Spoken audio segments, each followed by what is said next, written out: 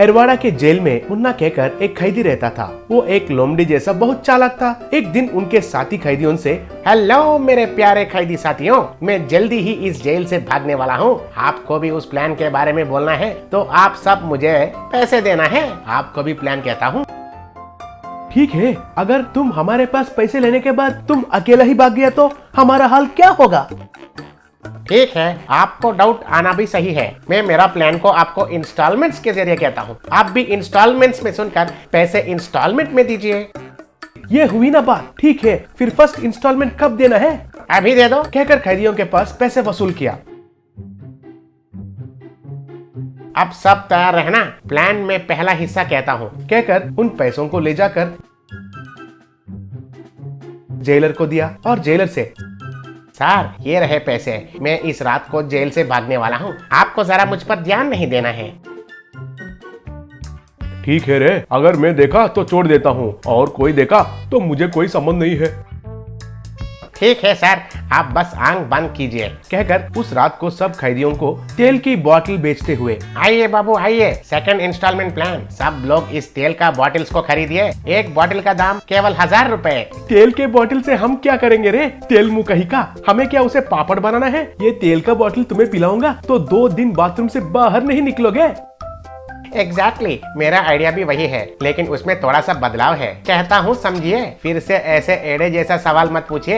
ये तेल का बॉटल पापड़ बनाने के लिए नहीं, हमारे बदन पर लगाने के लिए। अगर कोई पुलिस हमें पकड़ने के लिए कोशिश करेंगे तो हम फिसल जाते हैं। अगर मेरा प्लान अच्छे से क्रियान्वयन हुआ तो एक पुलिस भी हमें नहीं पकड़ सकेगा।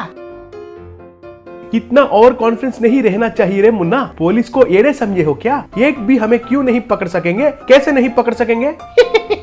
मैं पहले से ही बहुत पुलिस वालों को पैसे देकर खरीद लिया। फिर भी अगर वे हमें धोखा देंगे तो उसके लिए मेरे पास प्लान बी भी तैयार है। इस रात को हम पुलिस लोग खाने वाले बिरयानी में मोशन का दवाई मिला देंगे। वो बिरयानी खाकर एक पुलिस भी बाथरूम को छोड़कर बाहर नहीं निकलेगा। वही समय पर हम आराम से बाहर निकल सकते हैं। अरे सुपर मुन्ना सुपर, तुम्हारे स्केच तो बढ़िया है। इस स्केच को बनाने में कितने कलर पेन्स का इस्तेमाल किया है तुमने? स्केच तो बहुत थ्रिलिंग लग रहा है। ओके ओके, आपका प्रशंसा बाजू में रखिए। जेलमेट्स, अब हम पुलिस के खाने में मोशन का टैबलेट्स को मिलाएंगे, चलिए, कहकर धीरे से रसोई में जाकर उनके खाने में टैबलेट्स को मिला दिया। वो खाना खाकर सब पुलिस वाले बाथरूम के ओर भागने लगे। एक पुलिस वाला, अरे मेरे पेट में तो बहुत गड़बड़ हो रहा है, गुड़ गुड़ गुड़ गुड़ कहकर कबड्डी खेल रहा है, कहकर बाथरूम में गया।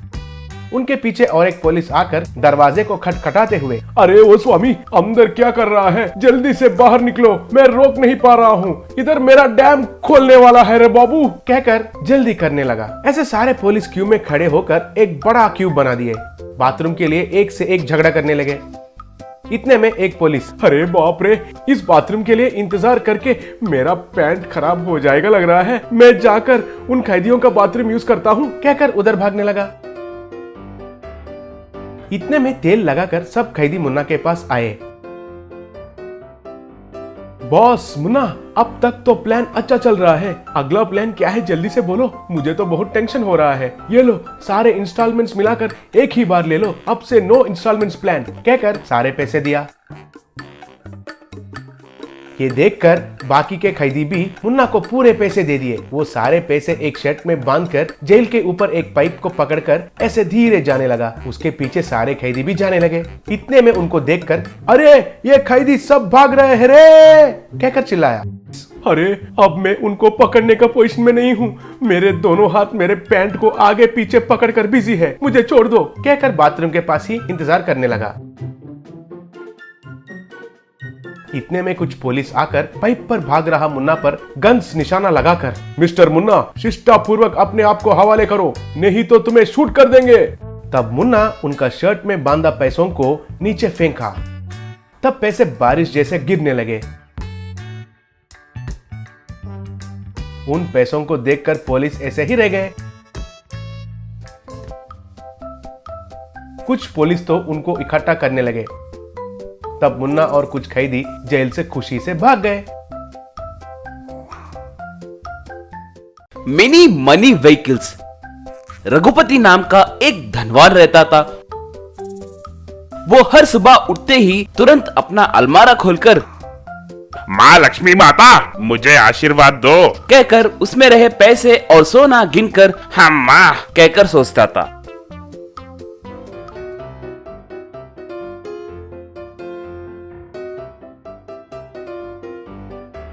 एक बार हरदम के जैसे ही रघुपति अलमारे में से पैसे गिनने लगा,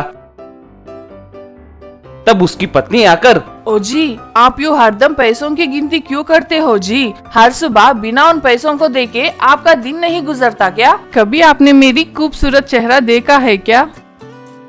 सुबह सुबह तुम्हारा मुंह देखने से मुझे क्या मिलेगा री, मगर पैसों को देखूं तो मेरे दिल को तसल्ली मिलेगी। ऐसे आदतों के वजह से ही पिछली बार नौकर चोरी करने के लिए कोशिश किया था। हम खुशकिस्मत थे जो हमारे पैसे चोरी नहीं हुए। अगर गए होते तो हमारी स्थिति क्या होती थी, सोचा है क्या आपने?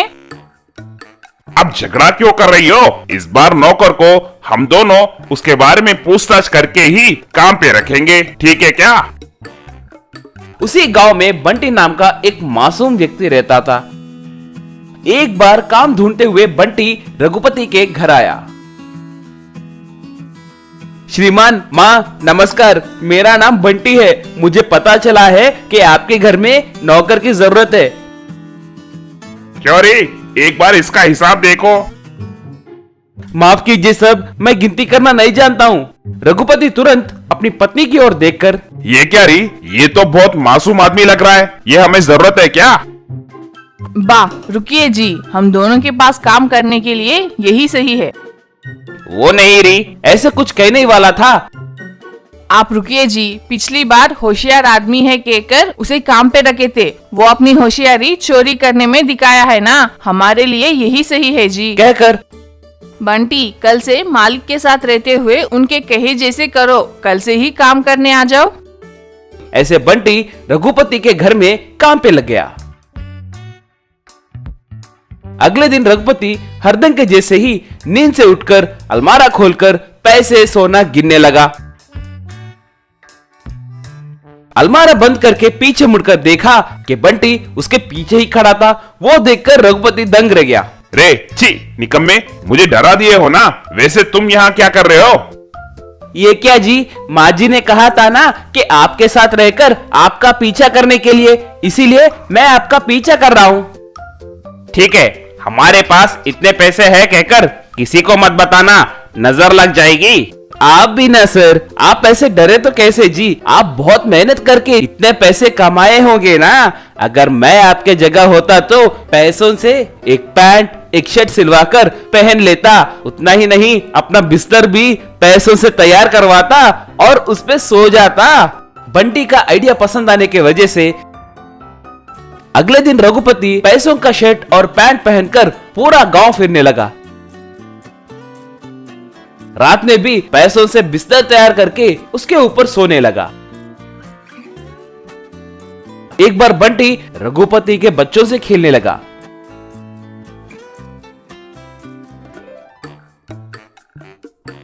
बंटी घर में रहे बेकार के कागज को लेकर नाव एरोप्लेन तैयार करके बच्चों को देने लगा और वो उनसे अच्छे से खेलने लगे।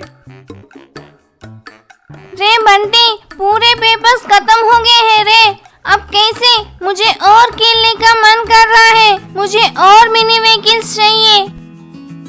ठीक है, मैं देख कर आता हूँ। इतने में रघुपति को एक फोन कॉल आया। फोन में, सर, इंटेलिजेंस वाले आपके घर में तहकीकात करने आ रहे हैं, पैसे छुपा कर रखिए। तुरंत रघुपति पैसों को एक बोरी में भरकर रे बंटी बंटी कहकर उसे बुलाया।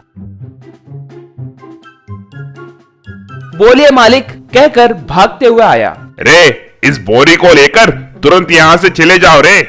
इस बोरी में क्या है साहब? कुछ नहीं, बेकार के कागज है बस। पहले तुम यहाँ से जाओ। बंटी तब उस बोरी को लेकर उन बच्चों के पास आकर, टाटा, ये देखो मैं तुम्हारे लिए कितने कागज लाया हूँ। देखिए अब मैं इनसे कितने बोट्स तैयार करूंगा। कहकर बोरी में से पैसे निकालकर बोट, एरोप्लेन, कार जैसे मिनी व्हीकल्स तैयार करने लगा और बच्चा उनसे खेलने लगा। इतने में पुलिस वाले आकर रघुपति के घर में छानबीन करने लगे, मगर उन्हें कहीं भी पैसे नहीं मिलने के कारण सॉरी सर, शायद हमें किसी ने गलत जानकारी दिया है। आपको तकलीफ देने के लिए हमें माफ कीजिए। कहकर वहां से जाने ही वाला था कि तभी घर के बाहर बच्चों के मनी, कार, बोट, एरोप्लेन को देखकर ऐसा ही, रे पैसों से ये सब किसने बनाया रे? मैंने ही तैयार किया है साहब। आपको पसंद आया क्या? और चाहिए क्या? मैं तैयार करके दूंगा साहब। कहकर बोरी में से पैसे निकाला। ऐसे को पूरी बात समझ में आ गई। ये तुम्हें किसने दिया रे? हमारे मालिक ने हमें दिया है सर। ऐसे को पूरी बात समझ में आ गई और वो रघुपति को तुरंत अरेस्ट करके जेल में डाल दिया।